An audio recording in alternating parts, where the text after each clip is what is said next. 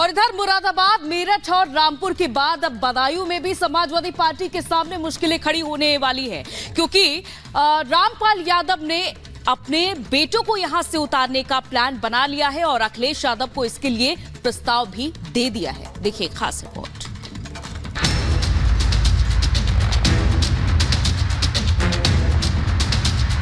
Samajwadi party के भीतर क्या सब कुछ ठीक चल रहा है? क्या सीटों के बंटवारे को लेकर पार्टी के अंदर खाने घमासान तो नहीं मचा? क्या फिर से चाचा भतीजे में तकरार देखने को मिल सकती है?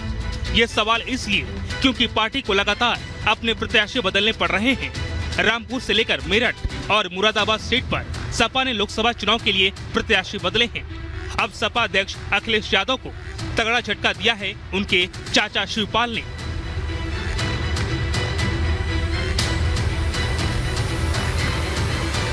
सपा के वरिष्ठ नेता शिवपाल ने संकेत दिया है कि वो बदायूं सीट से चुनाव नहीं लड़ना चाहते और अखिलेश को नए प्रत्याशी के लिए प्रस्ताव भेजा है। और नया प्रत्याशी कोई और नहीं, उनका बेटा आदित्य यादव है। दरअसल अखिलेश यादव ने बदायूं लोकसभा सीट से धर्मेंद्र का टिकट काटकर चाचा शिवपाल यादव को प्रत्याशी बनाया है। लेकिन संभल के बबराला कस्बा में एक कार्यकर्ता सम्मेलन हुआ, जिसमें शिवपाल यादव और धर्मेंद्र यादव भी मौजूद थे। इस दौरान शिवपाल यादव के बेटे आदित्य यादव को प्रत्याशी बनाने का प्रस्ताव पारित किया गया, जिससे सपा मुखिया अखिलेश यादव को भेजा गया है। यानी साफ है कि अखिलेश के चाचा अब चुनाव नहीं लड़ना चाहते और इसीलिए वो बदायूं का टिकट अपने बेटे आदित्य के लिए मांग कर रहे हैं। उन्हें उम्मीद है कि अखिलेश सम्मेलन में पास हुए प्रस्ताव को मान लेंगे और इसका ऐलान अब बस औपचारिकता भर है। क्या आदित्य यादव चुनाव लड़ेंगे बताइए? देखिए, यहाँ सम्मेलन में तो प्रस्ताव पास कर ही दिया है। तो जब प्रस्ताव सम्मेलन ने पूरे कार्यकर्ताओं ने कर दिया है, अब ये प्रस्ताव जाएगा राष्ट्रीय नेतृत्व के पास। तो अब राष्ट्रीय नेतृत्व भी सहमति मिल जानी चाहिए। समाजवादी पार्टी में फिर से उम्मीदवारों की अदला बदली पर बीजेपी ने चुटकी ली। बीजेपी नेता राकेश त्रिपाठी ने तंज कसते हुए कहा, हाथ मलते रहेंगे सपाई और टिकट पाएंगे चाचा और भाई। हाथ मलते रहेंगे सपाई, टिकट पाएंगे चाचा और भाई। यही समाजवादी पार्टी की आज असलियत बची हुई है। समाजवादी पार्टी में पहले बदायूं में शिवपाल सिंह यादव को कैंडिडेट घोषित किया। अब शिवपाल सिंह यादव वहां बेटे के लिए टिकट चाह रहे हैं और समाजवादी पार्टी इस पर विचार कर रही है। सच यह है कि समाजवादी पार्टी परिवार के आगे सोच ही नहीं पाती है। सैफई कुनबे के हर 18 वर्ष से ज्यादा आयु के लड़के को किसी न किसी राजनीतिक पद से नवाज दिया जाता है और समाजवादी पार्टी का सामान्य कार्यकर्ता तो केवल नारे लगाने के लिए है, दरी बिछाने के लिए है। उसकी किस्मत में केवल यही लिखा है। अगर अखिलेश यादव पार्टी के प्रस्ताव को मान लेते हैं तो कोई नई बात नहीं होगी, क्योंकि इससे पहले भी समाजवादी पार्टी अपने उम्मीदवारों के नाम जारी कर उनको बदल चुकी है। लेकिन ये देखने वाली बात होगी नामों की अदला बदली का असर आने वाले चुनाव में कितना असर डालेगी। Bureau report, Republic Bharat.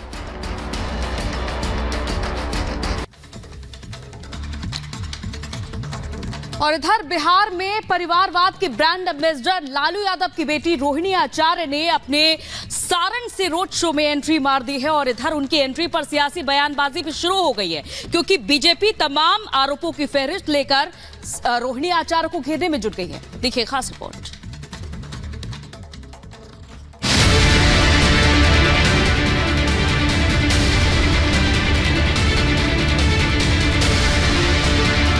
Saran के रण में लालू यादव की बिटिया रोहिणी आचार्य उतर चुकी है। रोहिणी ने अपने चुनावी सफर की शुरुआत सारण में रोड शो से की है, जिसमें कार्यकर्ताओं और समर्थकों की भारी भीड़ देखकर वो उत्साहित दिखी। रोहिणी का दावा है कि वो सारण की धरती से जीत का नया इतिहास बनाएगी। लालू जी की विरासत पूरी बिहार की जनता है। मुझे पूरा विश्वास है कि बिहार की जनता लालू जी की विरासत को आगे सदियों तक बढ़ाते रहे। मेरे लिए मेरी जनता लड़ाई कर रही है। क्या लगता है रूडी जी ने क्या ऐसा काम नहीं किया है जो आप आगे चल के यहाँ के क्षेत्र इतना गिना रही है ना? जो योजना मेरे पापा ने दिलवाया था वही योजना है। उसके बाद राजीव प्रताप रूडी अंकल ने क्या नया योजना निकाला है?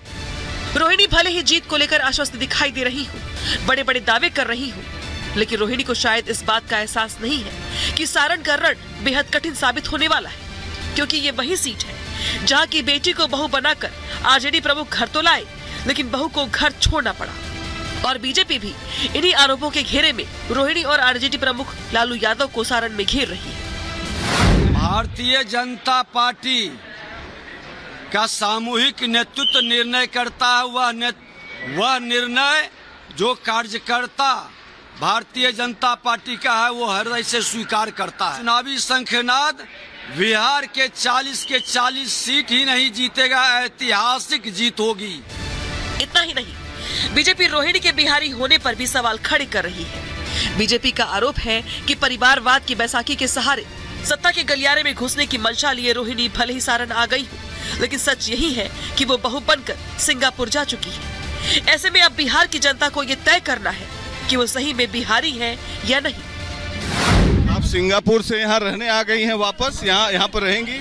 हाँ, तो सिंगापुर में जहाँ पति काम करेगा वही ना पत्नी रहती है। पति मेरे वहाँ काम करते थे। मैं एक किसी की बीवी हूँ, किसी की माँ हूँ, हाँ किसी की बहू हूँ, तो मेरी जिम्मेदारियाँ थी। बिहार की बेटी का सम्मान नहीं, और जो बेटी दूसरे जगह बहू बन गई, सिंगापुर चली गई, वो सिंगापुर से बिहार में उम्मीदवार बनने जा रहे हैं, तो बिहार की जनता तय करेगी कि जो सही में बिहारी है और बिहार के प्रति सजग है, बिहार के प्रति समर्पित है, उसके साथ चले, या बिहारी सिंगापुर में जाकर के सिंगापुर की सेवा करे।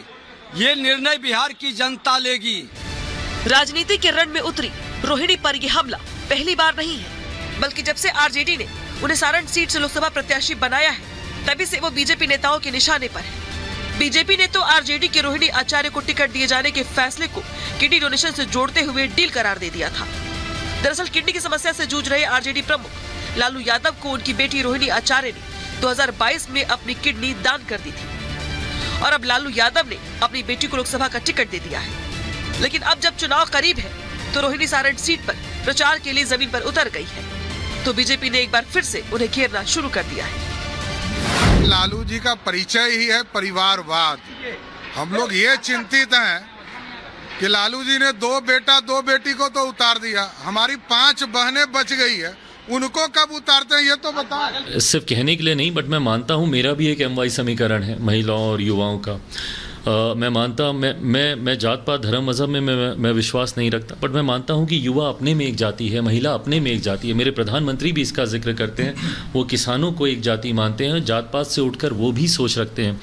ऐसे में मेरे सोशल मीडिया प्लेटफॉर्म्स पे आप चले जाइए, मेरे हर नाम के आगे युवा बिहारी लिखा हुआ है।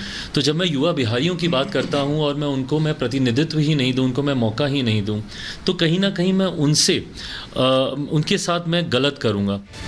राजनीति के रण में उतरी रोहिणी को अभी कुछ ही दिन हुए हैं, लेकिन अभी से वो इंडी गठबंधन के बाकी नेताओं की तरह ईवीएम का राग अलापने लगी है। तो वहीं एनडीए के धुरंधर पीएम मोदी की गारंटी और विकास कार्यों के दम पर 400 सीटों के लक्ष्य के साथ जनता के बीच जाने की तैयारी कर रही है।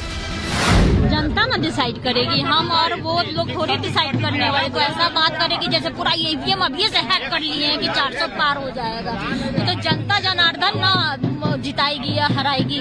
पहले भी उनके परिवार के कई सदस्यों ने रूडी जी को हराने का प्रयास किया था। मुझे लगता है प्रधानमंत्री जी के नेतृत्व में जिस तरीके से एनडीए गठबंधन मजबूती से आगे बढ़ रहा है, जहां एक तरफ हम लोग नामांकन और तमाम तरीके की चुनावी प्रचार हम लोग शुरू कर चुके हैं, 4 तारीख को प्रधानमंत्री औपचारिक तौर पर चुनाव प्रचार की शुरुआत कर देंगे, तो वहीं महागठबंधन के भीतर सीटों को लेकर, प्रत्याशियों को लेकर तमाम विवाद अभी भी बरकरार हैं। 2024 के लोकसभा चुनाव की बिसात बिछ चुकी है।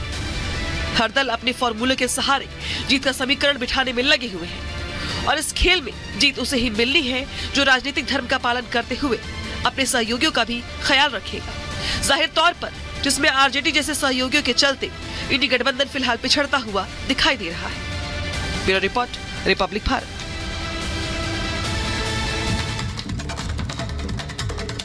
और आज पीएम नरेंद्र मोदी नमो ऐप के जरिए रैली को संबोधित करने वाले हैं। दरअसल यूपी के तीसरे चरण में 10 लोकसभा सीटों के लिए चुनाव होना है, जिसके लिए पीएम नरेंद्र मोदी इस रैली को नमो ऐप के जरिए संबोधित करने वाले हैं। देखिए 1 मिनट में पूरी रिपोर्ट। पीएम मोदी वर्चुअल तरीके से हुंकार भरने को तैयार है। आज उत्तर प्रदेश के 10 सीटों पर पीएम मोदी वर्चुअल रैली करने जा रहे हैं। पीएम मोदी की यह रैली नमो ऐप के माध्यम से होगी। प्रदेश में तीसरे चरण में होने वाले 10 सीटों पर चुनाव के लिए ये रैली आयोजित की जा रही है। इस रैली में पीएम मोदी 22,648 स्थानों पर बूथ समितियों और पन्ना प्रमुखों को संबोधित करेंगे। इस अवसर पर वो कुछ बूथ अध्यक्ष से बात भी करेंगे। बता दें कि तीसरे चरण में यूपी की 10 सीटों पर मतदान होना है। तीसरे चरण के मतदान के लिए 7 मई की तारीख निश्चित की गई है। इन 10 सीटों में संभल, बदायूं, बरेली, आंवला, एटा, हाथरस, आगरा, फतेहपुर सीकरी, फिरोजाबाद और मैनपुरी शामिल है। इन सभी लोकसभा सीटों के बूथों पर दोपहर 1 बजे प्रधानमंत्री नरेंद्र मोदी नमो ऐप के माध्यम से कार्यकर्ताओं से जुड़ेंगे। प्रदेश, क्षेत्र और जिले के पदाधिकारी भी अपने बूथों पर जाकर इस नमो रैली में जुड़ेंगे। कुछ बूथ अध्यक्षों से पीएम मोदी बात भी करेंगे। Bureau report, Republic Bharat. और इधर आरजेडी नेता बीमा भारती आज बिहार की पूर्णिया सीट से नामांकन दाखिल करने जा रही है और इस दौरान उनके साथ बिहार के नेता प्रतिपक्ष तेजस्वी यादव भी मौजूद रहेंगे। देखिए 1 मिनट में पूरी खबर। बिहार के पूर्णिया से आरजेडी प्रत्याशी बीमा भारती आज नॉमिनेशन करेंगी। बीमा